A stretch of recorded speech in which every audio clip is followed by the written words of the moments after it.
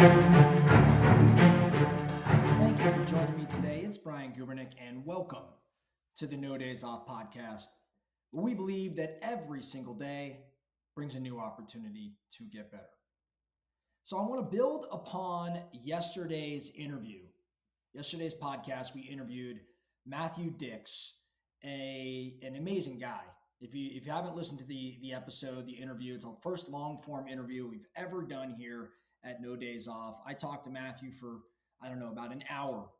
And I'll tell you, I learned so much. And I'm assuming if you listen to it, that interview, you learned quite a bit as well. And I want to take the next few days to break down that interview into some bite-sized chunks, things that we can kind of double down on, learn from, and implement in our world right away. There were so many things that Matthew shared. It's kind of tough to break it down, but I want to start with what first resonated with me from Matthew's interview. There were a couple words that Matthew used out the gate early in the conversation, probably 10, 15 minutes into our conversation. Matthew used words like observation, desperation, and necessity. Observation, desperation, and necessity. And he used these words to discuss or really describe what drove him to be a better storyteller. First, he talked around observation. He said, and I quote, "I think that everyone thinks they're a good listener, and I think almost no one is a good listener. And so I think one of the things I did early on was I really started paying attention in a strategic way to how language worked. So that if I heard someone make someone else laugh, I remember as a kid, I'd say to myself, what did they do? And I would track it back." He went on further to say that he would look at what people did, not just in observing in the real world, but he would say he watched Saturday Night Live and he would ask himself, what made that skit so funny? He says he remembers when one night he was watching Saturday Night Live and he saw them really exaggerate, and exaggeration was funny. And so he learned that in order to be funny in this world, maybe exaggeration was a tactic. So that was the observation. Desperation, though, where did desperation play a role? He would talk about in his family. He was desperate for attention. He had described that he didn't play sports or he wasn't in the band. His family oftentimes seemed at odds with one another. And in order to be heard in a rather large family, he was desperate. He sought a need to be heard. He was fascinated by figuring out different ways to be heard within his family. And then lastly, a word that he used that really resonated with me was this word necessity. He talked about out of necessity, he had to build certain skills. Again, he wasn't particularly athletic, or he wasn't necessarily the best at a number of things, but out of necessity, again, maybe a need to feel heard, he developed a skill. So I first observed or listened to Matthew speak, and I wrote down observation, desperation, and necessity. And what do you take away from that? Those three things are pretty amazing motivators. So for me, I started thinking in my world, where do I need to do a better job of just observing? Where can I create some degree of desperation? And where in my life have I seen a skill developed or a path chosen just out of sheer necessity? It was interesting to pick his brain and see what motivated him.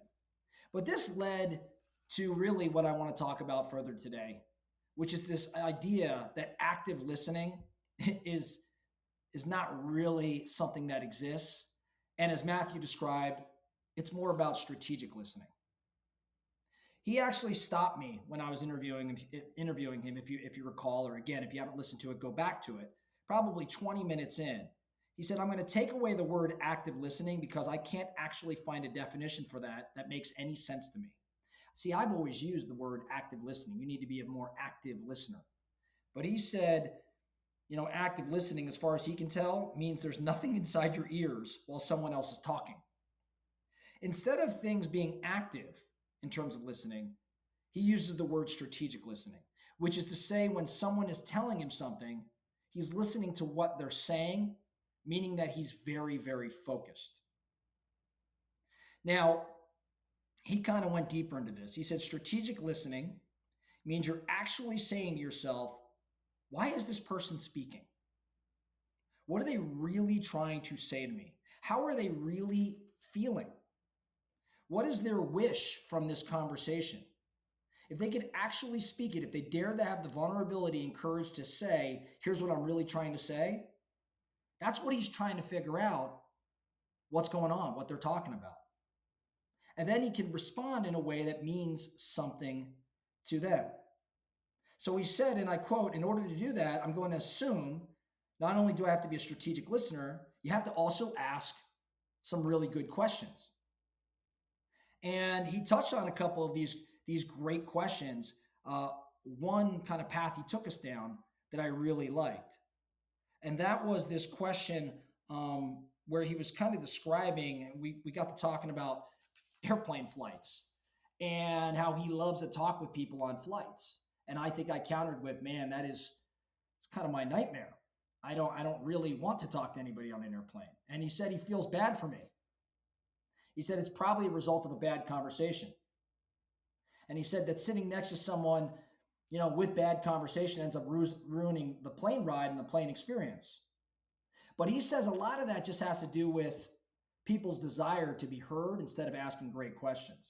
So he says one of his favorite questions, instead of saying, tell me what you do for a living, he actually says, tell me how you landed in the position you're in today. Like, how did you get that job? So I don't care necessarily what you do, but the journey is what he was interested in. And he said, when he asked this question, how did you land in this position? How did you get there? He says, people light up and they really start to reflect in a fascinating way. He said he's had people cry. He told a story about a woman who cried because he asked her how she got into her job today. And she ultimately realized the only reason she's doing that job was because her brother worked for the company and she wanted to honor her brother. And he followed up that question with her. He said, is that really something, that job, was that something you were dying to do? And she had, that's when she got teary-eyed. So he continued to build on that though. And instead of saying, what do you do for a living? He said he would ask, great questions to elicit stories that are more interesting when the questions really kind of elicit just facts. So he wants to hear stories. He doesn't want to just hear facts. So asking someone what they do for a living is just asking for a fact, saying, how did you get somewhere? But when you ask it at a deeper level, you end up getting a story. So the more you can ask for stories, the more people have an opportunity to share with you. Matthew believes that when you strategically listen and you can strategically ask better questions, it prompts people to tell stories. And stories are what, in fact, deepen relationships. Matthew believes that the person who has the most stories tends to be the best storyteller. So in preparation for conversation, that's what prompted him to become a better storyteller. So today's episode, I talked about some of these key words that I observed from Matthew, right? Observation being one, right? Necessity and desperation.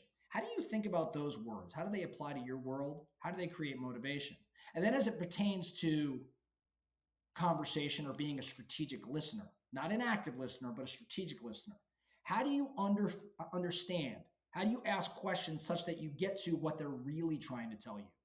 See, active listening, by my definition, after having this conversation with Matthew, is now just surface level. Strategic listening, though, is about asking deeper questions to understand what they're really trying to tell you, to kind of cut through all the noise and to understand what is the point you're really getting at.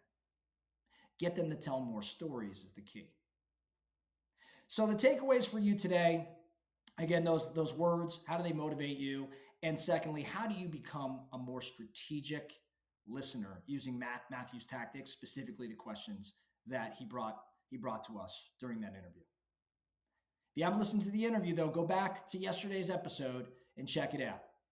That's all I have for you today, the No Days Off podcast. Thank you so much for listening. And remember, every single day brings a new opportunity